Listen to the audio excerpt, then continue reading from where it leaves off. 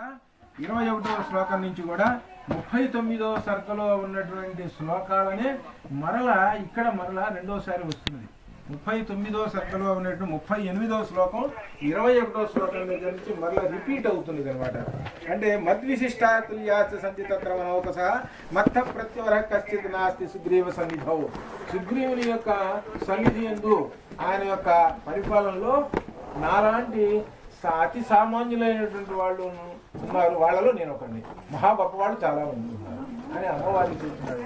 అమ్మవారు అప్పుడు ఏమనుకోవాలన్నమాట, ఓహో ఇంకా గొప్పవాళ్ళు ఉన్నారా, కాబట్టి నన్ను నా యొక్క శోకం పోతుంది, శుభ్రంగా ఇప్పటికే పోయింది, తర్వాత రావణవధ తప్పదు అని అనుకుంటుంది. కానీ అని అనుకుంటాం కదా, ఆమె ఏమన్నది, అసలు నువ్వే కార్యక్రమం, నువ్వే కార్యసూర్యుడు, నువ్వే చేయాలి అని, అసలు యుద్ధం అంతా నువ్వే చేయాలని చెప్తుంది. అమ్మవారు ఏం చెబుతున్నది అంటే, రాముడిని పక్కన పెట్టేసిన ఆమె కూడా యుద్ధం అంతా నీదే కార్యక్రమం, నీ భుజ స్కంధాల మీదనే ఉన్నది అని చెప్పి అనంటే ఈయన పొంగిపోయి ఒక్కసారా నేను చాలా గొప్పవాడిలే, నేనంతా మేరు మందర సంకాసం ప్రభావ దిక్కారాలు ప్రభావాలు ఆయన గొప్పవాడని ఎగిరాడు. అయినా ఏం ఎప్పుడు నమస్కారం, నమస్కారంలో ఉన్న గొప్పతనం అహంకారం చస్తుంది, వినయం వస్తుంది. అందుకని చిన్నపిల్లలకి మొట్టమొదట నేర్పవలసినటువంటిది నమస్కారం నేర్పాలి. నమస్కారం నేర్పిన తర్వాత అప్పుడు దేవుని దగ్గర తీసుకోవడం, చిన్న చిన్న మాటలు ఇవన్నీ చెప్పాను. నేను మా పండితులు ఇళ్ళకి పోయినప్పుడు వాళ్ళు పెద్దవాళ్ళు కుర్రవాళ్ళు మీకన్నా వీళ్ళ వయసులో మీకన్నా కానీ గొప్ప వాళ్ళు ఉన్నారు, వాళ్ళు వాళ్ళ అమ్మాయి గారి కూతురు గారు నమస్కారం అని అంటారు. ఆయన పరిచయం చేస్తారు. శేషాచార్య గారి ఇంటికి పోతే వచ్చారు అని చెబితే వాళ్ళ శ్రీమతి కూడా నమస్కారం చేస్తుంది. అంటే ఏంటనమాట, జ్ఞానులు ఇంటికి వస్తే పరమాత్మ వచ్చినట్టు అని లెక్క. అంటే నా యొక్క గొప్పతనం చెబుతున్నానని కాదు, ఇక్కడ అర్థం చేసుకోవాలండి. ఇక్కడ ఏంటంటే ఎవరైనా సరే జ్ఞానులు కనుక మన ఇంటికి వస్తే పరమాత్మ వచ్చాడు అని దాని అర్థం. అట్లా భావించుకోవాలి. అది వచ్చాడు పోయాడే ఇంత అనేటువంటిది కాదనమాట. అట్లా ఆ జ్ఞానులకు, ఆ పండితులకు ఉన్నటువంటి లక్షణం అనమాట. అట్లా అందరూ ప్రతి వాళ్ళు చాలా గొప్ప గొప్ప వాళ్ళందరూ. చలాక రఘునాథశర్మ గారి ఇంటికి వెళ్తే రాజమండ్రి ఉన్నటువంటి వాళ్ళందరూ తెలుసు, మహాపండితుడు. ఆయన టీటీడీ దేవస్థానానికి కూడా ఆయన పుస్తకాలన్నీ రాసి ఇచ్చేవాడు అనమాట. ఆయన ఇంటికి పోతే ఆయన ఇంట్లో కూర్చోబెట్టి శుభ్రంగా ఆయన నమస్కారం, వాళ్ళ అల్లుడి నమస్కారం. మరి ఆయన చూస్తుంటే మరి ఆయనతోటి సమానంగా భావించుకుంటుంటాడు. అంత ఇది అన్నమాట. ఎందుకంటే జ్ఞానులు అని అంటే పండితులు అని అంటే ఎట్లా ఏ విధంగా నేర్పాలి, పిల్లలకి నేర్పాలి. నమస్కారం అనేటువంటి మాత్రం నేర్పాలి. అందుకనే ఆంజనేయ స్వామి గుడికి వెళ్ళినప్పుడల్లా ఆయన ఒక చోట నమస్కారం చేస్తూ కనపడుతుంటాడు. ఎవడో అన్నట్ట నమస్కారం, నాకు నమస్కారం చేస్తున్నాడు అని అనుకుంటాడు. నాకు నమస్కారం చేస్తున్నాడు ఈయన, నేనంత గొప్పవాడు కదా, నేనే రామచంద్రమూర్తిని అనుకుంటాట. కాదురా నాయన, నీ పిచ్చోడు, ఆయన రామచంద్రమూర్తికి నమస్కారం చేస్తుంటాడు, అట్లా నువ్వు కూడా నేర్చుకో, రామచంద్రమూర్తికి నమస్కారం చేయడం ఆయన నేర్పుతున్నాడు, అది నేర్చుకోరా నాయన అని అర్థం.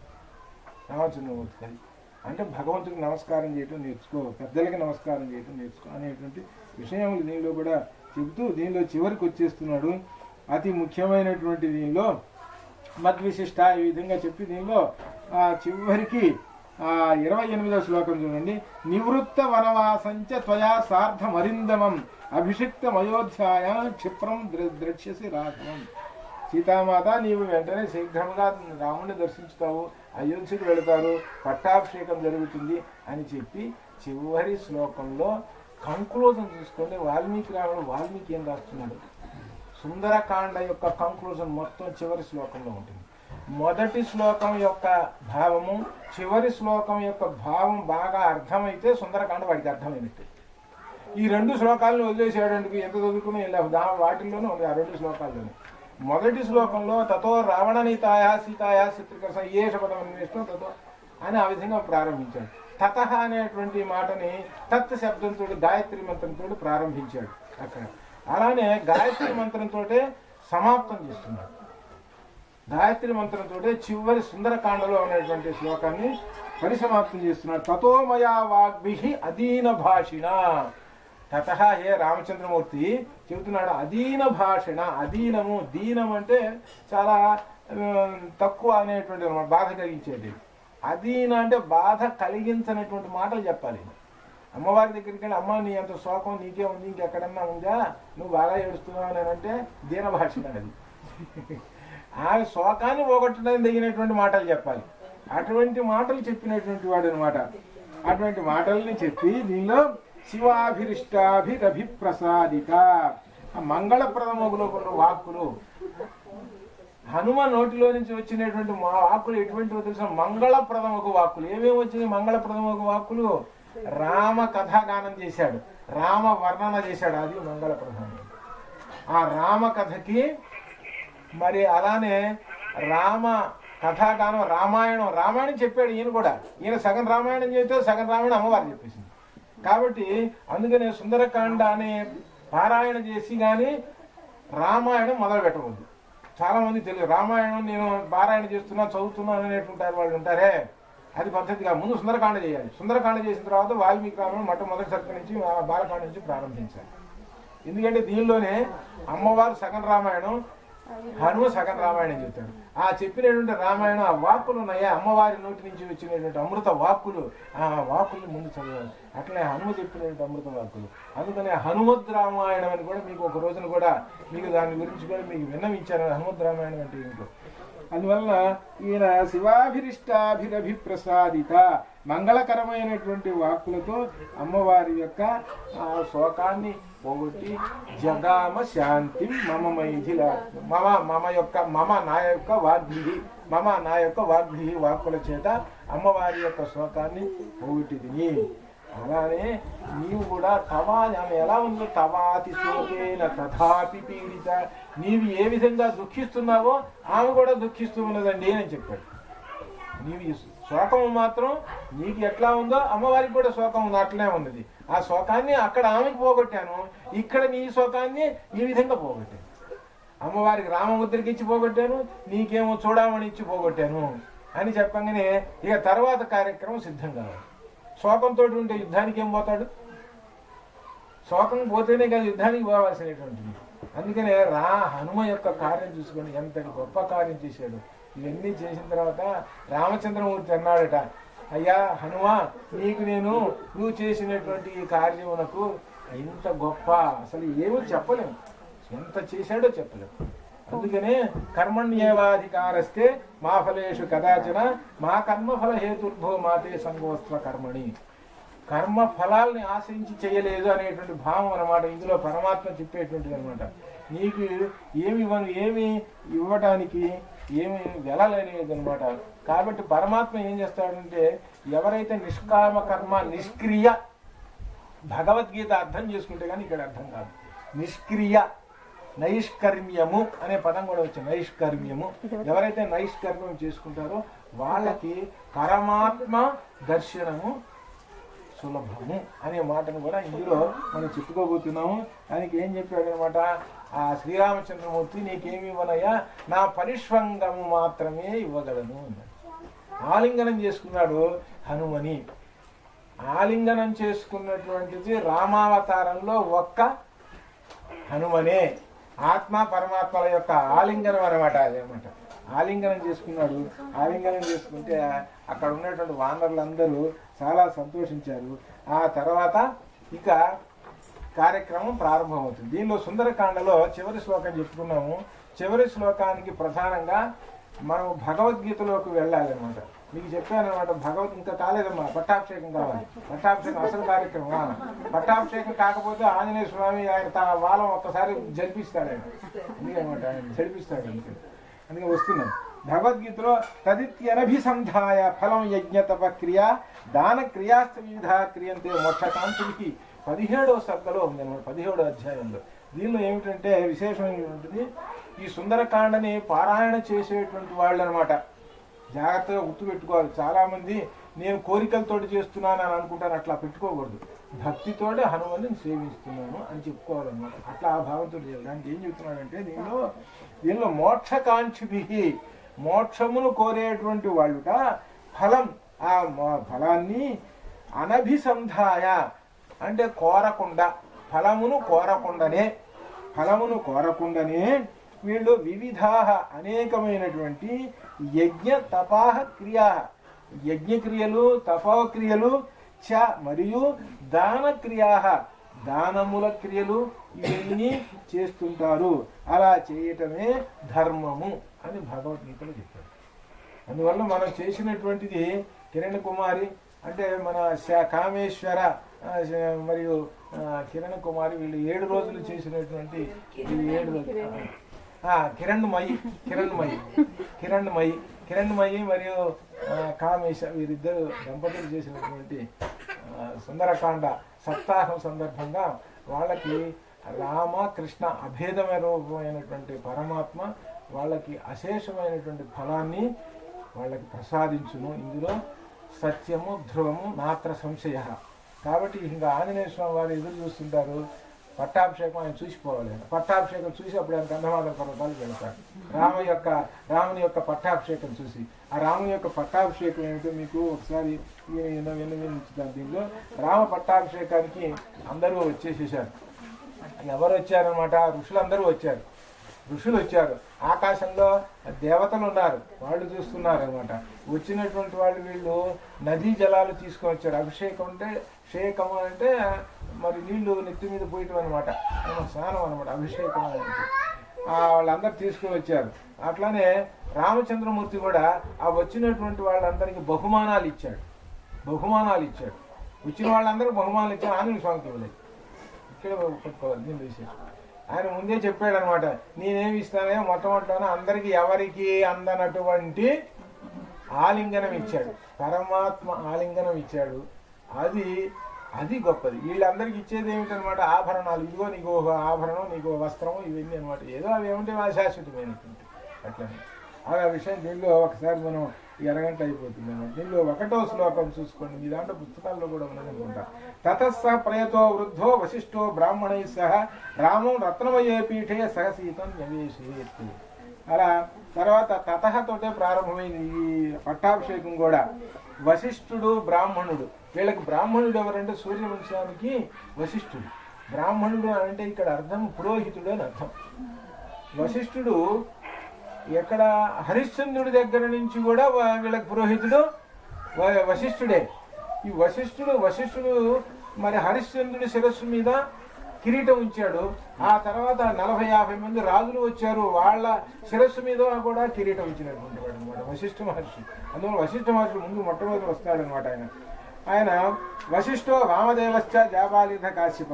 ఆయన దగ్గర ఉన్నటువంటి ఋషులందరూ వచ్చారు. కాశ్యపుడు, వశిష్ఠుడు, వామదేవుడు, ఇంకా కాత్యాయనుడు, గౌతముడు, వీళ్ళందరూ కూడా వచ్చారు. ఆ సందర్భంలో అభ్యసించే నరవ్యాఘ్రం, వాళ్ళు మొట్టమొదటిగా అభిషేకం చేశారు ఆయన శిరస్సు మీద.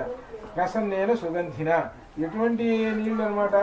సుగంధిన, మంచి వాసనతోటి వచ్చేటువంటి ఆ శరీరంతో చేశారు. ఎట్లా? సహస్రాక్ష అంటే అంటే ఇంద్రునితోటి సహా అనమాట.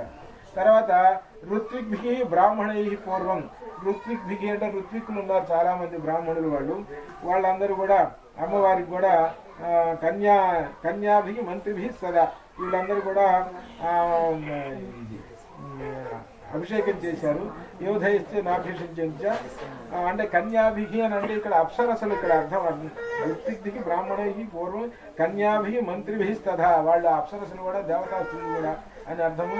రెండవది ఏంటంటే రాజుగారి దగ్గర కన్యలు కొంతమంది ఉంటారనమాట, పరిచారకులుగా ఉండేటువంటి వాళ్ళందరూ కూడా వచ్చారనమాట. యోధయిస్తే అభిషంచిస్తే సంపృష్ట సహనైదమ సర్వౌషధి రసై దివ్యై దేవతై నభసిస్థితై చతుర్భి లోకపాలైస్తే సర్వై దేవశ్చ. 4 లోకపాలులు, 4 దిక్కులు ఉన్నటువంటి ఈ దేవతలు వాళ్ళు కూడా వచ్చేశారు. బ్రాహ్మణ నిర్మితం పూర్వం కిరీటం రత్నశోభితం. ఎప్పుడో పూర్వకాలం నుంచి వచ్చినటువంటి బ్రహ్మదేవుడు సమర్పించినటువంటి ఆ కిరీటాన్ని బ్రహ్మదేవుడు సూర్యవంశం వాళ్ళకి ఇచ్చాడనమాట. మీరు ఈ కిరీటాన్ని ధరించండి. ఆ కిరీటాన్ని రాముల వారి దాకా రాముల వారి దాకా ఉండాలి. బ్రహ్మదేవుడు ఎదురు చూస్తున్నాడు అనమాట. నేను ఇచ్చిన కిరీటాన్ని రాముల వారు ఎప్పుడు ఆ శిరస్సుని ధరిస్తాడా చూడాలని చూస్తున్నాడు ఆయన. తస్య అన్వవాయ రాజాన క్రమాద్యానాభిషేచిత సఖాయ హేమ క్లుప్తాయాం శోభితాయాం మహాజనై. తస్య అన్వవాయే రాజాన, అన్వయం అంటే ఆ సూర్యవంశపు రాజులు కూడా చాలా మంది వచ్చారు, అంటే బంధువులు అనమాట. వీళ్ళు కూడా వచ్చి ఆ కార్యక్రమాన్ని సందర్శిస్తున్నారు. ఆ పీఠం రత్నై నానావిధైశ్చ చిత్రితాయాం సుశోభనై నానారత్నమయే పీఠే కల్పయిత్వా యథావిధి. ఆ పీఠం ఎలా ఉన్నది? నానారత్నములతో విభూషణ అలంకరింపబడి ఉన్నటువంటి ఆ పీఠం అది. ఆ పీఠాన్ని కూడా అక్కడ ఉంచారు. తర్వాత కిరీటేన తథ పశ్చాత్ వశిష్ఠేన మహాత్మన ఋత్విగ్భూషణైశ్చేవ సంవివక్షిత రాఘవ. ఆ కిరీటాన్ని ఆ రామచంద్రమూర్తి యొక్క శిరస్సు మీద ఉంచారని. ఆ ఋత్విగ్భి అంటే ఆ ఋత్విక్కులు వాళ్ళందరూ వేదమంత్రాలు చదువుతూ సందర్భంగా. ఛత్రంతు తస్య జగ్రాహ శత్రుఘ్న, శత్రుఘ్నుడేమో ఛత్రం పట్టుకున్నాడట. ఆ తర్వాత పాండురం శుభం అంటే తెల్లనైనటువంటి ఛత్రాన్ని. శ్వేతంచ వాలవ్యజను సుగ్రీవో వానరేశ్వర, వానరేశ్వరుడు సుగ్రీవుడు ఏం పట్టుకున్నాడంటే వాలవ్యజనము అంటే వింజామర. వాలవ్యజనం, వాల అంటే తోక అని అర్థం. తోక అంటే చమరీ మృగం యొక్క తోక అనమాట. ఈ పరమాత్మకి చమరీ మృగం అనమాట, అది దాని యొక్క తోక అనమాట. దాంతో తయారు చేసినటువంటి దాంతో ఈయన సుగ్రీవుడు ఇస్తూ ఉన్నాడట. అపరం చంద్ర సంకాశం రాక్షసేంద్రో విభీషణ బాలాం జ్వలంతో. చంద్ర సంకాశం చంద్ర కాంతులతోటి చంద్రమణులతోటి ఉన్నటువంటి ఒక ఆభరణాన్ని విభీషణుడు సమర్పించాడు అనమాట. వీడు మణిరత్నం విభీషణుడు. ముక్తాహారం నరేంద్రాయ నదో శక్ర ప్రచోదిత. శుక్ర అని అంటే ఇంద్రుడు. ఆ ఇంద్రుడు ఇచ్చి పంపించినటువంటిది ముక్తాహారం ఒకటి రామచంద్రమూర్తి ఇచ్చారు. తర్వాత ప్రజహు దేవగంధర్వ అంటే గంధర్వులు వీళ్ళందరూ కీర్తనలు వాళ్ళు పాడారనమాట. ప్రజహు దేవగంధర్వాహ. ఇక్కడ ఒక విశేషం మీకు గుర్తొస్తుంది. భద్రాచలం చూసినటువంటి వాళ్ళు సాయంకాలం 6:30-7 గంటల నుంచి రామ పట్టాభిషేకం ప్రతిరోజు ఉంటుంది. అక్కడ ప్రతిరోజు రామ పట్టాభిషేకం ఉంటుంది భద్రాచలంలో. ఆ భద్రాచలంలో గంటంబాబు గంటన్నర ఉంటుందన్నమాట. ఆ సందర్భంలో ఆనాడు దేవతలు కీర్తించారు రామచంద్రమూర్తిని. అక్కడ ఉన్నటువంటి వాళ్ళు 3-4 ఉంటారు. వాళ్ళు వాయిద్యాలతో సహా ఒక అరగంట గంట సేపు కీర్తిస్తారనమాట, స్తుతులు చేస్తారు. అట్లనే వేద పండితులు ఉంటారు, 4 ఉన్నారు వేద పండితులు అక్కడ భద్రాచలంలో. వాళ్ళు వేద మంత్రాలు పఠిస్తారనమాట. అట్లా ఆ కార్యక్రమం ప్రతిరోజు భద్రాచలంలో సాయంకాలం జరుగుతుంది. రామ పట్టాభిషేకం ప్రతిరోజు జరుగుతుంది అనమాట. అట్లా అంటే అది జరగడానికి మూలం ఏమిటంటే ఇదిగో ఇక్కడ చెప్పినటువంటి విశేషం అనమాట. ఇది నృతుశ్చ అప్సరో గణాహ, అప్సరసులు నృత్యాలు చేశారట వాళ్ళు. అభిషేకే తదర్హస్య తదా రామస్య ధీమత. భూమి శవతి, భూమి ఏమో సస్యవతి. ఆ సందర్భంలో రామ పట్టాభిషేకం సందర్భంలో భూమి సస్యవతి చేవ, భూమి చక్కగా పంటలు పండిందిక. ఫలవంతశ్చ పాదపాహ, పాదపాహ వృక్షములేమో పండ్లు చక్కగా ఇచ్చింది. రామచంద్రమూర్తి పట్టాభిషేకం అవుతున్నాడని అంటే కేవలం దేవతలు మానవులే కాదు, అర్థం ఏమిటనమాట, జంగమ స్థావర స్థానములైనటువంటి ఈ వృక్షములు కూడా ప్రాణములు కలిగినటువంటి దాన్ని కూడా మనం చెప్పుకున్న వృక్షానికి ప్రాణం ఉంటుందని ఆ వృక్షాలు కూడా గ్రహించి చక్కగా పండ్లు కూడా ఇచ్చినాయి అని చెప్తున్నారు, ఫలించినాయి అని. గంధవంతిచ పుష్పాణి, పుష్పములన్నీ చక్కగా వాసనలు ఇచ్చినాయిట. బభూ రాఘవోత్సవే, ఆ సందర్భంలో శాస్త్రజ్ఞం అశ్వానం ధేనూనాంచ గవాన్ తథా. ఆ సందర్భంలో అనేకమైనటువంటి మరి ఆవుల్ని, ఏనుగుల్ని, గుర్రాలని వాటన్నిటినీ దానం చేశాడట. బ్రాహ్మణులకేమో 30 కోటి హిరణ్యస్య, బ్రాహ్మణులకేమో 30 కోటి 300 కోట్ల బంగారం టన్నులు అనుకోండి, ఏమైనా సరే ఆ కాలంలో ఉండేటువంటి అనమాట. 300 కోట్లు బహుకరించారట, అంతటి బంగారాన్ని అనమాట, హిరణ్మయం అనమాట అది ఆ యుగంలో. అది నానాభరణ వస్త్రాన్ని మహార్హాణి చ రాఘవ, అనేకమైనటువంటి ఆభరణాలు, అనేకమైనటువంటి దివ్యమైనటువంటి వస్త్రాలు వాళ్ళకి దానాలు చేశారనమాట. అంటే ఈ సందర్భంలో ఒక శుభకార్యం జరిగేటువంటి సందర్భంలో దానాలు బ్రాహ్మణులకు దానం చేయాలి, బ్రాహ్మణుడికి మాత్రమే దానం చేయాలి. దానం కూడా తీసుకోవాల్సిన అర్హత బ్రాహ్మణుడికే ఉంటుంది, కానీ ఎవరికి ఉండదు. ఇది శాస్త్రం చదువుతున్న వాడికే తెలుస్తుంది. ఎందుకనంటే బ్రాహ్మణుడి దగ్గర తపోశక్తి ఉంటుంది కాబట్టి ఆ దానం తీసుకుంటే ఆ ఇచ్చినటువంటి ఆయన యొక్క పాప పరిహారం కానీ ఇటువంటివి ఏదైనా కానీ తొలగిపోతాయి అని అర్థం. ఈయన తపశక్తి కలిగిన వాడు కాబట్టి అందువల్ల వాడు బ్రాహ్మణుడికి ఇవ్వాలి కాబట్టి బ్రాహ్మణుడికి దానం ఇచ్చారు.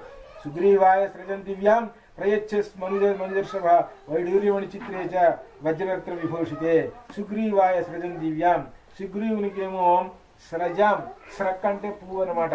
ఎటువంటిది దివ్యమైనటువంటి పువ్వులతో ఉన్నటువంటి ఒక మాలని, మనుజర్షభ అంటే రాముడు, వైడూర్యమణి చిత్రే అది ఎట్లా ఉంటుంది అనమాట, వైడూర్యమణులతో నిర్మించినటువంటి ఒక అలంకారాన్ని సుగ్రీవుడికి ఇచ్చాడు. రామచంద్రమూర్తి ఇస్తున్నాడు, వాళ్ళు ముందు ఇచ్చారు, ఇక రామచంద్రమూర్తి ఇచ్చేస్తున్నాడు అన్నమాట ఒక్కొక్కళ్ళకి. వాలిపుత్రాయ ధృతిమాన్ అంగదాయాంగదే దదౌ, వాలిపుత్రుడైన అంగదుడికి కూడా మణివర దుష్టం చ ముక్తాహారం అనుత్తమం, ఒక మణిహారము ఇచ్చాడు వాలిపుత్రుడికి కూడా. ఆ తర్వాత ఆ తర్వాత వచ్చినటువంటిది ఏంటంటే ఇక్కడ 23వ శ్లోకం అక్కడికి రావాలి. ప్రదేహి శుభయే హారం ఎస్య తుష్టాశు భామిని పౌరుషం విక్రమో బుద్ధి ఎస్మిన్ నేతాన్ని సర్వస. పక్కనే సతీమణి ఉన్నది భార్య సీతాదేవికి. అందరికి ఇస్తున్నారు కదా, ఏమంటూ నాకేం ఇవ్వలేదండి అని అంటుందేమో. అందరికీ ఇస్తున్నారు కదా నాకేం ఇవ్వలేదే అని అంటుందేమో. ముందే ఏం చేస్తున్నాడు రామచంద్రమూర్తి గ్రహించి ఆయన ముందు ఒక ఏం చెబుతున్నాడు అనమాట. పౌరుషం విక్రమ బుద్ధి ఎస్మిన్ ఏత అని ఈ గుణములు ఎవరికైతే ఉన్నాయో ఆ గుణములు వాళ్ళకి ఇచ్చుకోని ఇష్టం. నేను జనరల్గా ఇచ్చేసేసుకుంటాను, నేను ఇచ్చేసుకొని అన్నాడు అని ఎవరికి ఇచ్చారు. సీతాయే ప్రదౌ రామచంద్ర రశ్మి సమప్రభం అరదే వాససి దివ్య శోభాని ఆభరణాన్ని చ అవేక్షమాణ వైదేహి ప్రదౌ వాయుసూనవే అవముత్స్యాత్మ కంఠాద్ధారం జనకనందిని. ఆ హారాన్ని ఎవరికి సమర్పించాలి అని అమ్మవారు చూస్తూ ఉన్నదిట. విభీషణుడు కనపడ్డాడు, ఆ తర్వాత సుగ్రీవుడు కనపడ్డాడు, మైంద ద్విజులు కనపడ్డారు, తర్వాత నల నీలులు, ఇట్లా వీరులు చాలా మంది కనపడుతున్నారు. అమ్మవారి దృష్టిలో ఒక మనిషి ఉన్నాడు, మహానుభావుడు ఒక ఆయన ఉన్నాడు. ఎవరనమాట హనుమ. హనుమ ఎప్పుడు చూసినా కానీ ముందు కూర్చోడు. ఇది అహంకారం. ఇది అందరికన్నా ముందు ఏంటంటే వినయం ఉన్నవాడు మధ్యలో చివరిలో కూర్చుంటాడు. సింహం ఎప్పుడు చూసినా కానీ అందరికన్నా ముందు కాదు, ఎక్కడో ఒక చోట కూర్చుంటుంది. కానీ సింహం కోసం అందరూ ఏమైనా తిరిగి చూస్తారు. సింహం ఎక్కడుంది అని అంటాడు. అది గొప్పది అనమాట. ఇది గొప్పవాళ్ళు ఎప్పుడు నేను గొప్ప ఇప్పుడు అందరికన్నా ముందు పరిగెత్తారు, ముందు వచ్చి కూర్చోరు అనమాట. ఆ గొప్పవాడు ఎప్పుడు అక్కడ కూర్చుంటారు. మిగిలినటువంటి వాళ్ళు ఉంటారే ఊరికే ఊడాకుల్లాగా లేచిపోతుంటారు, వాళ్ళు మాత్రం ముందు చెప్తుంటారు.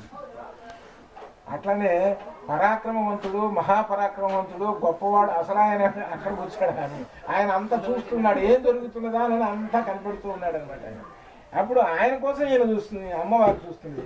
చూసి అవేక్షత హరీన్ సర్వాన్ భర్తారంచ ముహుర్ముహు.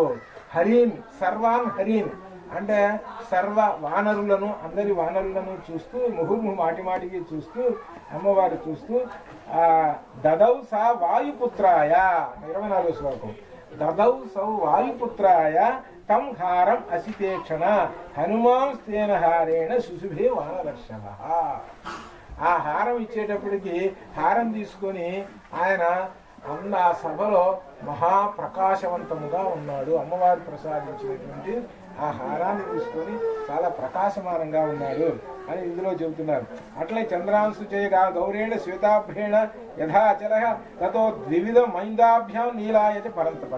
అట్లనే ఆ తర్వాత ద్వైంద దీనిలో మనకి ఎక్కువగా యుద్ధకాండలో వస్తారు. మైంద ద్వివిధులు వీళ్ళ యొక్క చరిత్ర, నల నీలులు, వీళ్ళు చాలా మహావీరులు అనమాట. వీళ్ళందరికీ కూడా స్వామివారు ఇచ్చినటువంటి ఆభరణాలు. సర్వాన్ కామగుణాన్ వీక్ష ప్రదదో వసుధాధిప సర్వ వానర ఉద్ధాశ్చయే చ అన్య వానరేశ్వర వాసోభిః భూషణైశ్చైవ యథార్థం ప్రకృతి పూజిత. వాస అంటే ఇక్కడ అర్థం వస్త్రములు. ఈ వస్త్రదానములు, హిరణ్యదానములు, గోదానములు, భూదానములు ఇవన్నీ ఉంటాయి. వీటివన్నీ జరిగినాయి పట్టాభిషేక సందర్భంలో. ప్రధానంగా హనుమకు అమ్మవారు ఇచ్చినటువంటిది. ఎందుకంటే అయ్యవారు ఇవ్వాల్సింది ఏమి, అయ్యవారు ఎప్పుడూ ఇచ్చేసేసారు. అమ్మవారే హారాలు, తన హారాలు తీసుకొచ్చి ఇచ్చేస్తుంటుంది. ఈ హనుమ తీసుకొని చాలా సంతోషిస్తుంటాడు. హనుమ అక్కడే అర్థం తీసుకున్నవాడు, సీతారాముడు అర్థం తీసుకున్నవాడు ఒక హనుమే. తర్వాత విభీషణ అథ సుగ్రీవో హనుమాన్ జాంబవాన్ స్థిత వాళ్ళందరికీ ఇచ్చారు. సర్వవానర ముఖ్యాస్త రామేణ అక్లిష్ట కర్మణ యథార్హం పూజిత సర్వై కామై రత్నైశ్చ పుష్కలై. యథార వాళ్ళందరికీ దానం ఇచ్చేసిన తర్వాత ప్రహృష్ట సర్వే జగ్ముఖి యథాగతం సత్వా సర్వే మహాత్మనా తతస్తే ప్లవకర్షక. అందరూ సంతోషించారు. అందరూ కొంతమంది దానం చేసేవాళ్ళు దానం చేస్తున్నారు. ఈ కార్యక్రమం అంతా నెరవేరుతున్నది. ఇక ఆ తర్వాత కార్యక్రమం పూర్తయింది. ఇక వెళ్ళొస్తామండేనని చెప్పడానికి మొట్టమొదట సుగ్రీవుడు లేచాడు. అయ్యా రామచంద్రమూర్తి ఏమంటే విశృష్ట పార్థివేంద్ర కిష్కింధాం అభిఉపాగమన్ సుగ్రీవో వానశ్రేష్టో దృష్ట్వా రామాభిషేకం. రామ పట్టాభిషేకం చూసి ఇక ఆయన బయలుదేరాడు అనమాట. ఇక నేను కిష్కింధకి వెళ్ళిపోతానయ్యా, నేను అక్కడ సంగతి చూసుకోవాలి కదా. రాజు కదా అయిపోయింది, కార్యక్రమం అయిపోయింది. పూజితైశ్చైవ రామేణ కిష్కింధాం ప్రావిశేత్ పురీం రామేణ సర్వకామైశ్చ యథార్హం ప్రతిపూజిత. ఆ విధంగా రాముడి చేత పూజింపబడినటువంటి వాడు నెమ్మదిగా వెళ్ళిపోయినాడు ఆయన. ఆ వెళ్ళంగానే విభీషణుడు లేచాడు. విభీషణుడు లంకకు వెళ్ళిపోవాలి. లబ్ధ్వా కులధనం రాజా లంకాం ప్రాయాద్ విభీషణ స రాజ్యం అహినం శాసన నిహిత. హరి మహాయశ. నేను వెళ్ళిపోతున్నా, ఆయన వెళ్ళిపోయినాడు. ఇక వెళ్ళిపోయిన తర్వాత సభలో ఎవరు లేరు, అందరూ వెళ్ళిపోయినారు. ఇక మిగిలింది ఎవరంటే అన్నదమ్ములు వాళ్ళు మిగిలారు సభలో.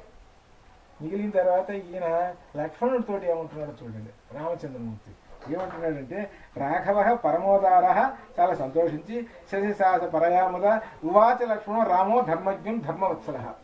ధర్మజ్ఞుడైనటువంటి ఆ రాముడు లక్ష్మణుడితోటి అనమాట, ఆతిష్ట ధర్మజ్ఞ, లక్ష్మణ ధర్మజ్ఞ ఆతిష్ట, కూర్చో, పక్కన కూర్చోబెట్టుకున్నాడు. ఇన్నాళ్ళు ఎప్పుడు చదువు పెట్టుకుని నిలబడేవాళ్ళు దగ్గర కూర్చోబెట్టుకున్నాడు. కూర్చోబెట్టుకొని ఏమంటున్నాడు అనమాట, మయా స హేమాం, నాతో సా హేమాం, ఈ బంగారు సింహాసనాన్ని అధిష్ఠించి పూర్వరాజాధుషితాం బలేన తుల్యం మయాత్వం పితృభి ధృతాయాతాం యువరాజ్య ధరం ఉద్వహస్య. నీవు యువరాజుగా ప్రకటిస్తున్నాను, నీవు యువరాజ్య పదాన్ని తీసుకో, నీకు యువరాజ్య పదవిని ఇచ్చేస్తున్నాను, తీసుకోమన్నాడు. లక్ష్మణుడు తీసుకున్నాడా? లక్ష్మణుడు తీసుకోవాలి. లక్ష్మణుడే కనుక తీసుకుంటే ఈ రోజున రాముడి పక్క లక్ష్మణుడు ఉండేవాడు. ఎందుకంటే ఎప్పుడు చూసినా అన్నయ్య నీకు నేను సేవ చేయటం నా యొక్క పని అన్నాడు.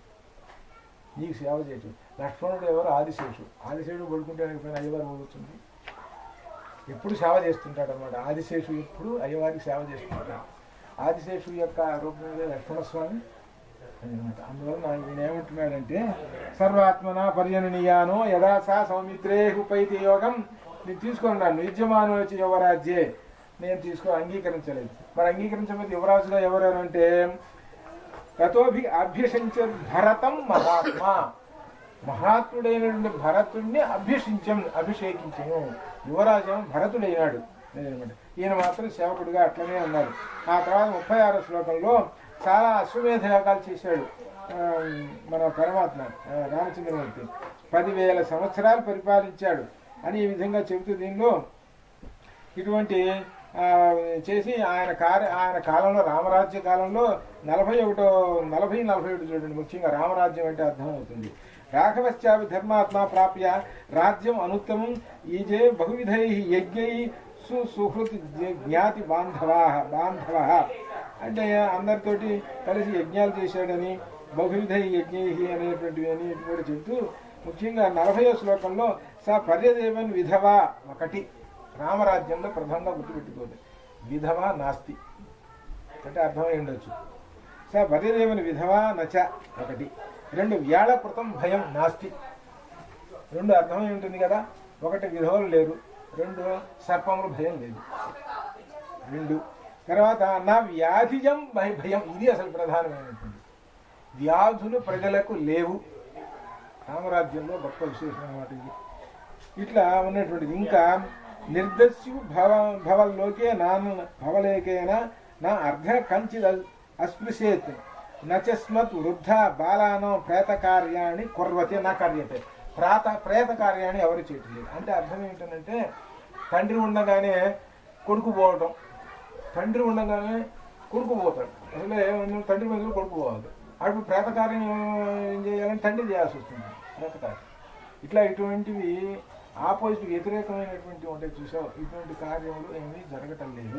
నువ్వు రామరాజ్యం కనుక, రామరాజ్యం అంటే ధర్మ పరిపాలన కదా. ధర్మం ఎక్కడైతే ఉంటుందో అక్కడ ఎటువంటి దుష్టమైనటువంటివి రావడానికి ఆశించడానికి వీలేదు. ఎందుకంటే రామ రామ, అందుకని ప్రజలందరూ మాట్లాడితే రామ రామ అంటారు. రామ అనే మాట కనుక వచ్చిందనంటే గ్రహములు, దుష్ట గ్రహములు ఏవి దగ్గరికి చేరవు. అదేనమాట విశేషం. రామ శబ్దంలో ఉన్నటువంటి గొప్ప విశేషం. సర్వముదితమేవ ఆసీత్ సర్వో ధర్మపరో అభవత్ రామమేవ అనుపశ్యంతో నాభ్యంసం పరస్పరం. అందరూ రామ రామ అని అంటున్నారు. ఈ విధంగా ఆ ప్రజలందరూ రోగములు లేకుండా చాలా కాలం మరి రామరాజ్యం ఉన్నంత కాలం హాయిగా సుఖంగా ఉన్నారని 44వ శ్లోకంలో ముఖ్యమైన రామో రామో రామ ఇక్కడి నుంచే వచ్చింది. ఇక్కడ శాసన